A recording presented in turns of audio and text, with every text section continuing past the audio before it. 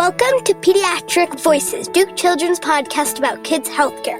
Now here's our host, Dr. Richard Chung. Hello and welcome to Pediatric Voices, expert insights about timely topics in children's health. Brought to you by Duke Children's Hospital and the Department of Pediatrics at the Duke University Medical Center. My name is Dr. Richard Chung, a physician at Duke Children's and a co-host of this show. Today we'll be exploring the topic of health equity. Inequities in health-related experiences, care, and outcomes have long been an immense challenge.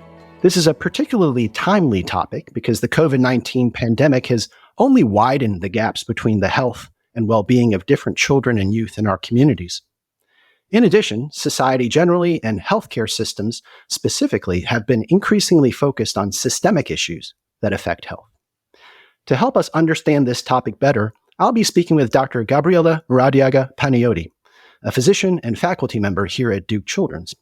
Full disclosure, Gabby and I are colleagues and friends, so I am particularly excited to share this conversation with you all.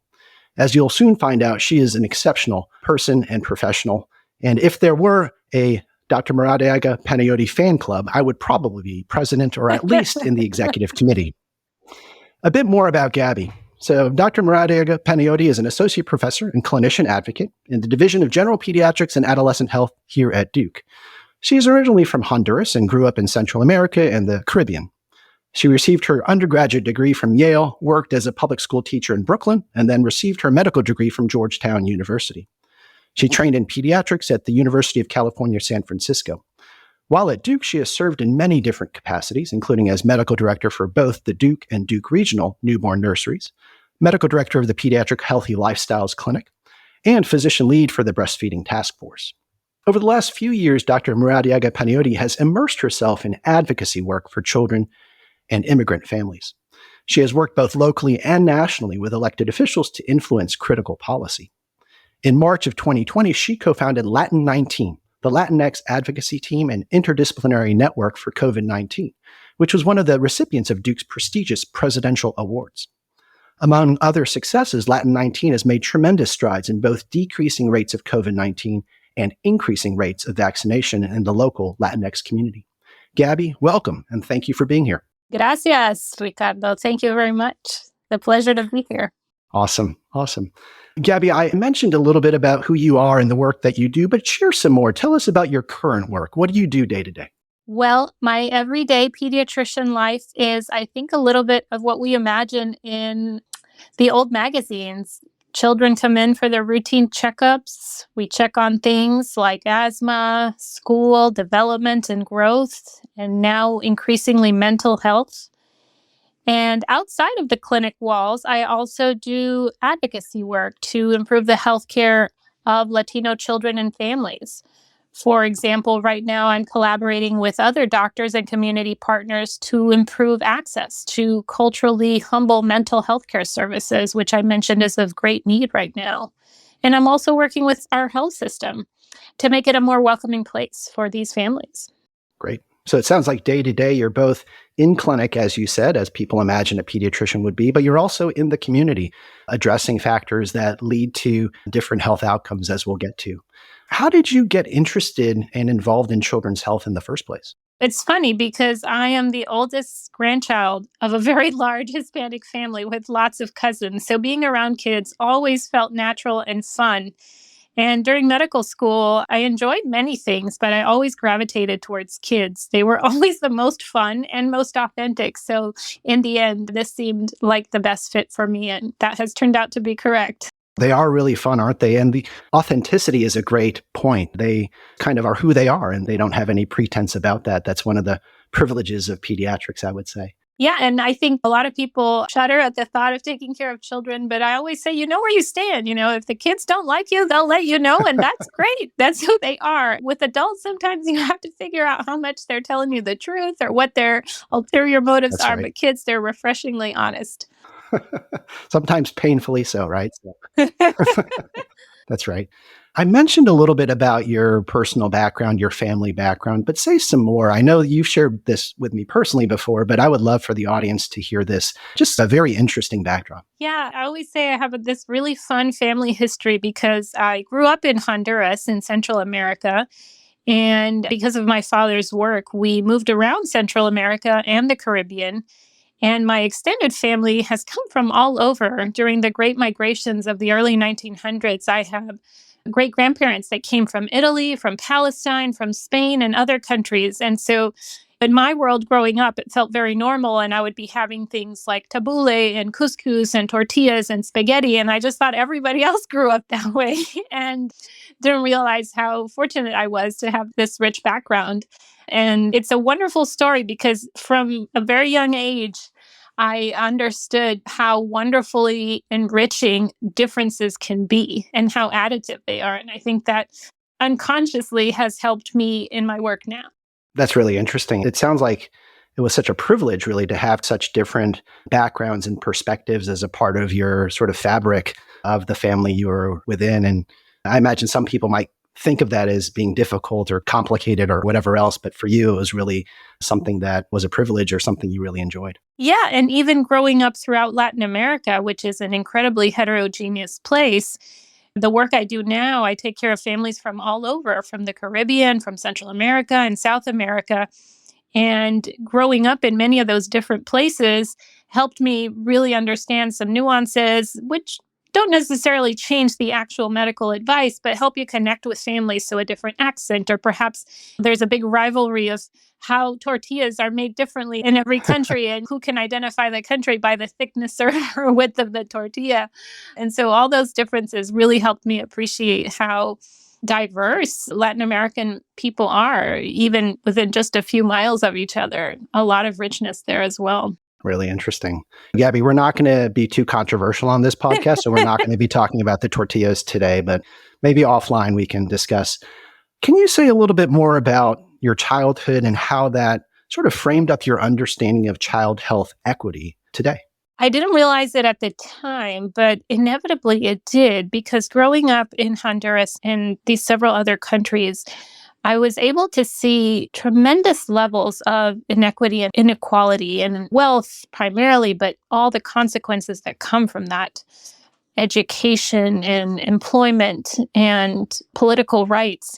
And so I distinctly remember growing up seeing children in squalor on the streets, begging for money, mostly naked or impoverished. And at the time, I knew it didn't feel right. And I knew there was some injustice there, but I really couldn't name it. And now as an adult and a pediatrician, I understand more about factors that are both small and large that perpetuate many of the conditions our families face that make it really hard to escape poverty. And so I think the little grain of sand was planted in what I saw growing up and has now manifested in a lot of the work I do. Very interesting. Let's dive into that topic of health equity a bit more. Let's start actually with the terminology. I'm a big believer, as I know you are, that words matter, right? The words that we use to describe this or that, that's the foundation upon which we can communicate, understand, and then actually maybe do something about it. And so I've always gotten a little bit confused, to be honest, with terms like equality, equity, and justice. And those may be others as well that you might add in, but can you walk us through some of the basic terminology of this domain? Yeah, and I agree with you. I think it really helps us do a better job if we understand some of the differences. And again, this is something I've begun to think about in the last 10 years, really trying to pull the thread on what they mean and why they matter. And I think a lot about a comparison my mother made on a totally different topic, but she was describing how her different children needed different kinds of support from her at different times. Some really needed the hands-on childcare support, like me in those early baby days. Some people needed more moral support through a tough time. Some needed financial support. They all needed her in different ways. We all did. And sometimes we needed more than one type of support. And I see these definitions similarly. So equity is about supporting folks to succeed in the different ways that they might need help.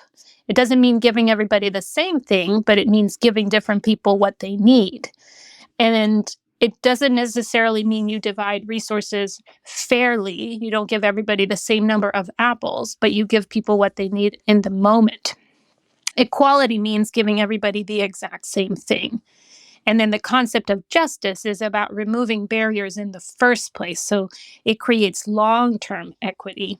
And I love one, the cartoons that often is shared is different kids looking at a baseball game over a fence. And so maybe you have a 15-year-old and 4-year-old, and they all need a different level step stool so they can all see over the fence. So if you give everybody equality, you give them the same height step stool, but then that doesn't help the little kid because they still can't see over the fence. But if you have equity, you give everybody a different step stool that's different in height, and then they can all see over the fence. And then justice would be about removing the fence altogether so everybody who wants to can just enjoy the baseball game from afar.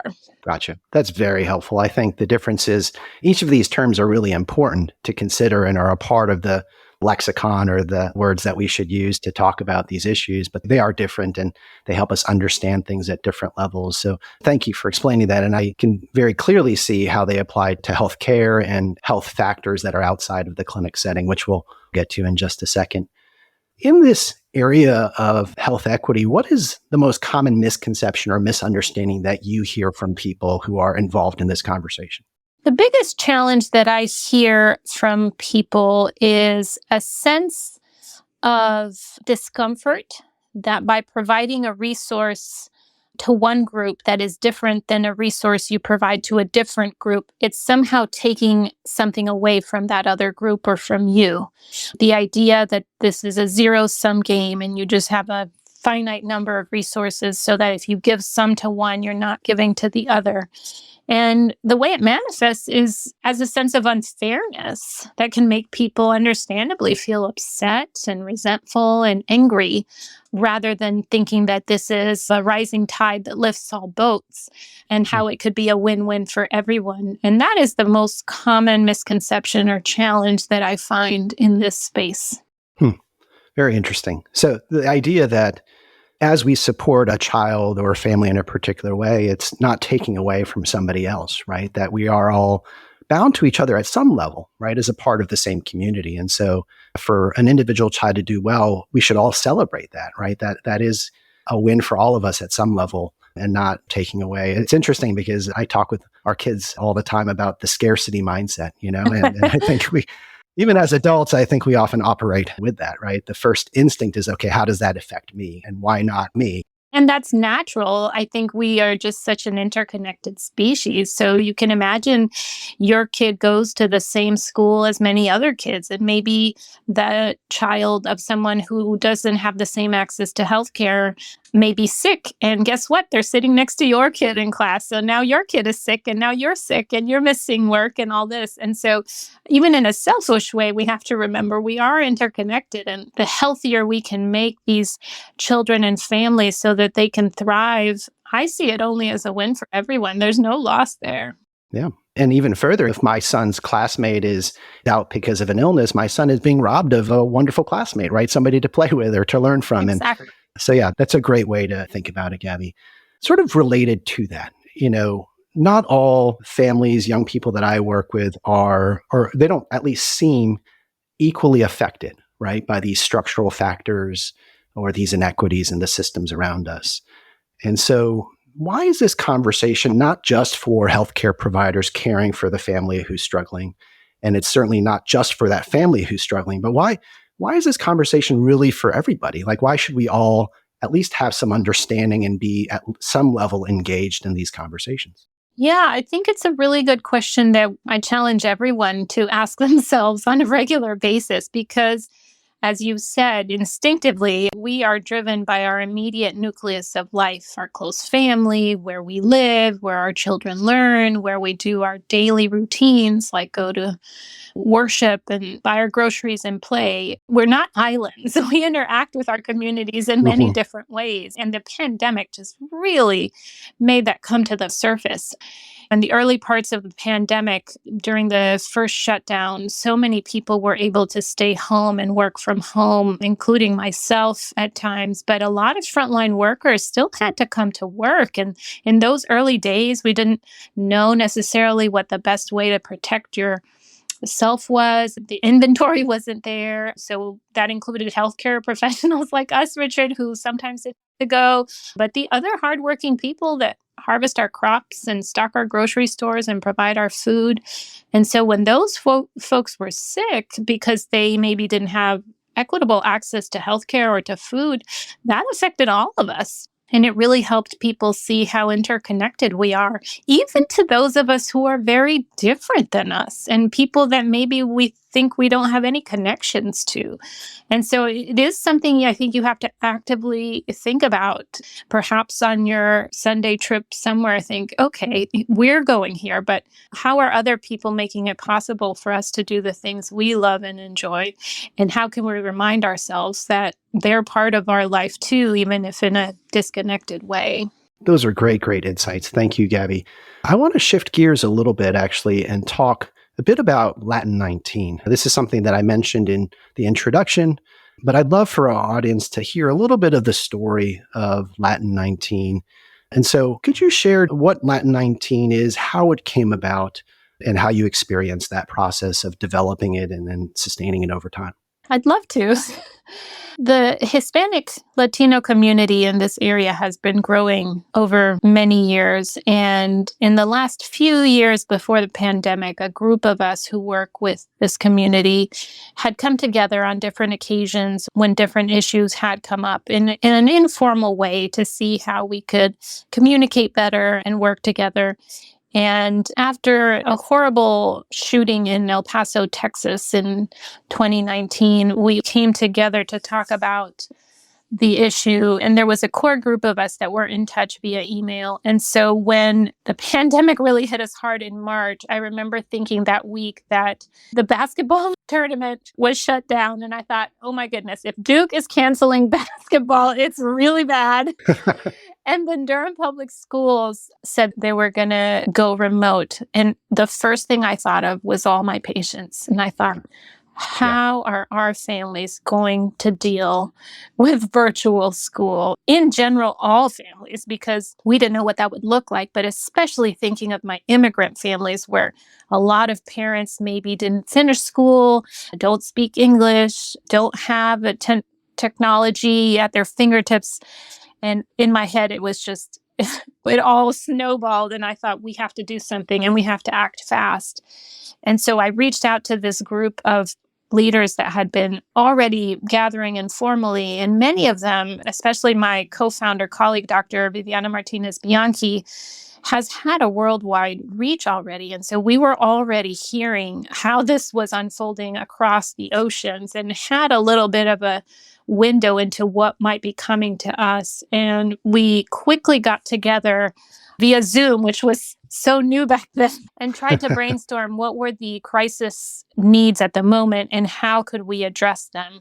And it was truly amazing to see how people from every sector of society joined in with us right away. We had folks coming, obviously, from the health systems here and UNC, the public schools, government, public health, education, individuals just in the community really joined in quickly to problem solve. And so the beauty of Latin 19 when it started is that we were getting direct reports from the community right away. And they were saying, we're having problems getting access to testing because the testing sites are all on the other side of town. And we would have folks on the call who were the change makers and said, oh, we didn't know that. Okay, how can we address that? And so we were able to be very nimble and quick about addressing important, urgent needs very quickly from a programmatic and systematic way. And so from that beginning, we were able to harness this sort of niche strategy that we had developed and grow it. You know, first it was testing, and then it became vaccination and food distribution. And now that the pandemic has officially ended, but has exposed so many other needs and disparities, we've been able to continue to work the Latin 19 model to improve the health and wellness of these families. Thank you for sharing that. It's just a remarkable example of a great leadership, I would say, of you and Viviana and others, and just collaboration. And I would love to dig into some of the core ingredients that really went into that success. But before I sort of go there, it's really interesting, right? Because you mentioned that when the pandemic broke out, so to speak, you thought of your patients, right? And the inequities that we're talking about pre-existed the pandemic, right? Before a pandemic, even on a good day, our systems are already tilted in different directions, right? And so our system, even on its best day, is already inequitable. And then when you throw in the chaos and uncertainty and the flux of a pandemic, that's when those gaps widen, right? And so it's kind of like a young kid or a teenager can have certain health experiences and they're inequitable at baseline, but it's when they get sick, right? Or something doesn't go according to the script, right? That those inequities are just shown even more stark than they typically are. And so, thank you for sharing that process. I guess my question, and we can certainly talk about Latin 19 for hours, but what I'm most interested in is how did you do it? You kind of alluded to it, right? And so I think I won't speak for the world, but for myself, and I know for many others, like we would love to do things that are meaningful, right? And I'm sure all of us have everyday ideas about certain things that we can do, but it's very rare for things to really come together and for impact truly to be had. And so obviously there was a pandemic, which is a once in a lifetime kind of Let's hope, Richard. need, right? Hopefully, right? And so that was a unique, terrible, but sort of an opportunity, right? There was a gap there that needed to be filled. But beyond that, beyond the weirdness of the pandemic, how else did you make this happen, you and the team? And it's a good question to ask repeatedly throughout any project or endeavor that we're going through. And obviously, we've thought about this a lot. I would say a few things. The first is to recognize when you can do something more than taking care of yourself and the people around you, and honoring that that is enough also, that sometimes there is not the bandwidth in your life and there are seasons where you can add more and seasons where you can't. So if this is a season where you think you might do more, the first thing I would say is really think about what lights your fire. What is something that really burns you up, keeps your conversations going? What is that passion? And there are many things that drive us all, but often there are some things that really get under our skin or motivate us. And that's what you have to identify, because that's what's really going to keep you going. And accept limitations. You can't do everything. So focus on the one or two things that really drive you the most, because there are going to be people who have different ones. And I think we have to trust our brotherhood and sisterhood of peers to work in this village. So the first thing is think hard about what is the one or two things that really light your fire. And then think about what is your sphere of influence. I think, at least for me in academics, we're often thinking really big and how can we change populations and millions of people. And I think the challenge is to consider what is your sphere of influence. Local is great. And that local could be your home, Your sphere of influence could be your home. And that may be enough. The example that you set among your family about how you speak about certain things, it could also be your neighborhood and your church and your school, your city council. So don't discount how important an effect you could have in your local area. The next really essential ingredient, which I think for Latin 19 has been really the special sauce, is to find your buddies. Who else cares about this? I mentioned Viviana, but we have so many folks who, again, were doing this work, like Dr. Leonor Corsino in the Department of Medicine, Division of Endocrinology. She had already been doing a lot of work, and Viviana had, and I had, and we have colleagues in the School of Nursing, like Dr. Rosa Gonzalez Guarda. And so we all said, hey, I know we've worked together. What if we all literally work together? And then it becomes additive. And so breaking down those silos and partnering together to do this work really just exponentially increase the results of what we could do. And then when you take those individual pieces and put them together with communities that are doing this work, that's where the magic happens, right? You find all your friends, find your family, and commit to the work together. I mean, Latin 19 is the example of how you can truly make changes for your local community. That's great. Thank you, Gabby, for breaking that down, these really critical ingredients that came together, not just for Latin 19, but for other similar efforts, right? Where people do come together around a particular need and find that they have traction and they have impact, which is just really remarkable. You touched on this a little bit, but let's say for parents or families that are listening, and let's say they want to take a step in this direction of doing something meaningful to help address inequities in our community. What sort of advice would you give to a parent or a family as to like where to begin? It just seems like such a big... Right. It seems like a big jump.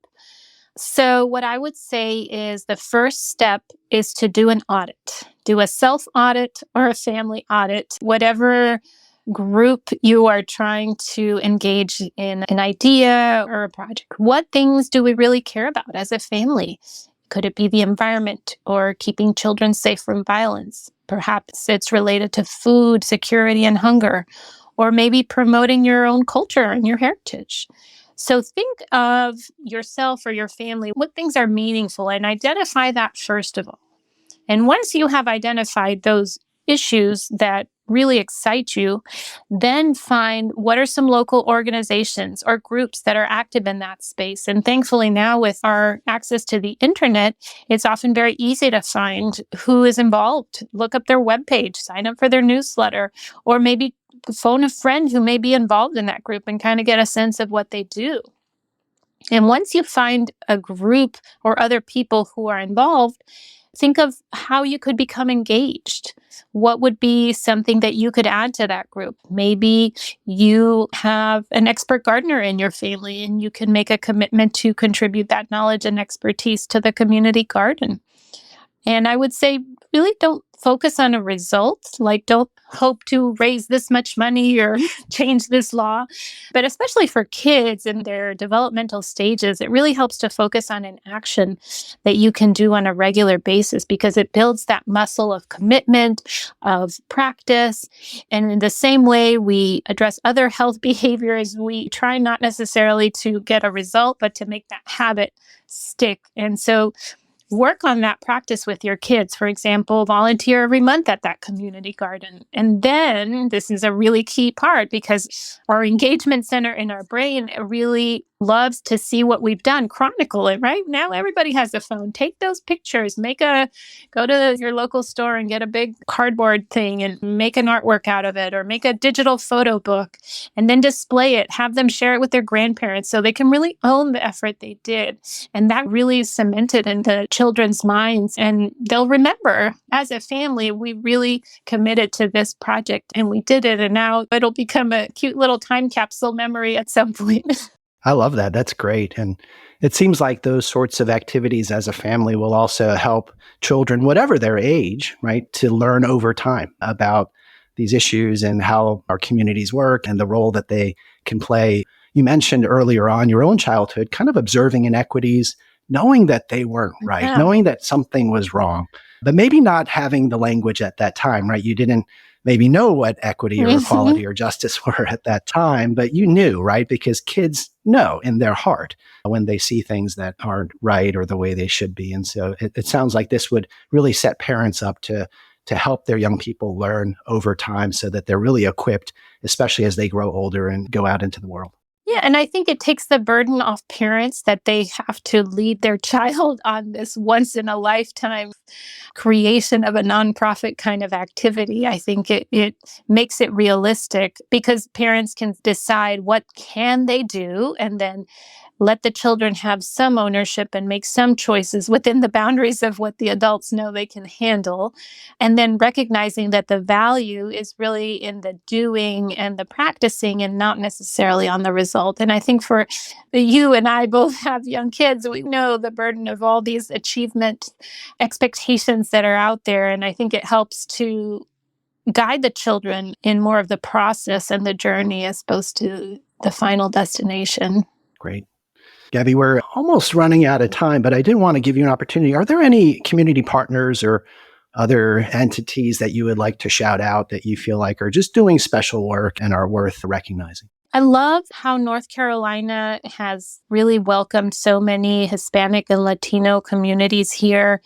And I would encourage those listeners who have an interest in learning more to do a quick search. There are so many festivals, concerts, sporting events. This past weekend, I took my children to a local dance festival where dance troupes that do traditional Aztec dances from all over the state gathered and showed off their traditions. And it was just lovely to see. So There's always food and often dancing, and what can go wrong there? And so a quick internet search can find these events for you. Their local papers and websites will do these too. Support these locally owned businesses if they offer something that you enjoy, and try something new with the kids or the family or your special someone. There are a lot of options here. Wonderful. Thank you, Gabby, for this conversation today, where I've learned a lot, and hopefully our listeners as well, about this issue of health equity. I think we've talked about a variety of different aspects of this topic, how it matters through the pandemic and now even beyond. Gabby shared a lot of real great insights as to how we as individuals and also families can really take this up as a part of how we try to make our communities better, stronger, and healthier. Before we let you go, Gabby, I mentioned that I am one of the officers in your fan club, so I do want to make sure everybody understands just how wonderful you are. But just a couple more words from you on a personal note. What inspires you most day to day in your work or your personal life? What keeps that fire going? For me, Richard, that would be the families of the children I work with. I am struck every single day by the parents, the moms, the dads, the uncles, the grandparents, and they work so hard to make life better for these kids. And it doesn't matter what job they do or how many jobs they have. What it does is it reminds me that there is dignity in every life path, and that at our core, we're all trying to do the same thing, right? Which is to give our kids the best chance to have a healthy, happy, and fulfilling life. And every day in clinic, seeing those families there is a good reminder that we are all in this together, and they're very inspiring. Wonderful. That is beautiful. And it's a reminder to me, and I'm sure to you, that it's such a privilege, right, for us to be able to try to remove barriers for people who are just trying to do the right thing for their kids. And so thank you for articulating that. And then my last question, if you weren't a pediatrician, who would you be? What would you do? What is the alternate sort of parallel universe, Dr. Gabby? Yeah, on Earth 2, my lifelong dream has always been to be a professional salsa dancer. I would be touring with some of the best musicians in the world, like Juan Luis Guerra, and I would be up there on the stage dancing away. So somewhere, someday, maybe some of that will happen. Very good. Thank you, Gabby, for that. And we'll bring you back for another episode. We'll talk about the health benefits of salsa dancing. Maybe that'll be our after our randomized topic. Control trial on that. That's right. Thank you, Richard. It's been a pleasure. Sure thing. On that note, Pediatric Voices is produced by the team at Dr. Podcasting. The show has been developed by Rebecca Casey, Dr. Angela Milazzo, and me. Thanks to Dr. Ann Reed and the administrative team at Duke Children's for their support. Find our show and hit the subscribe button wherever you find your favorite podcasts. We want to hear from you as well. Please provide feedback at dukechildrens.org, on Facebook, or on Twitter. We'd love to hear your feedback about the show as well as your suggestion for future topics. Thanks for being here. We look forward to talking with you again.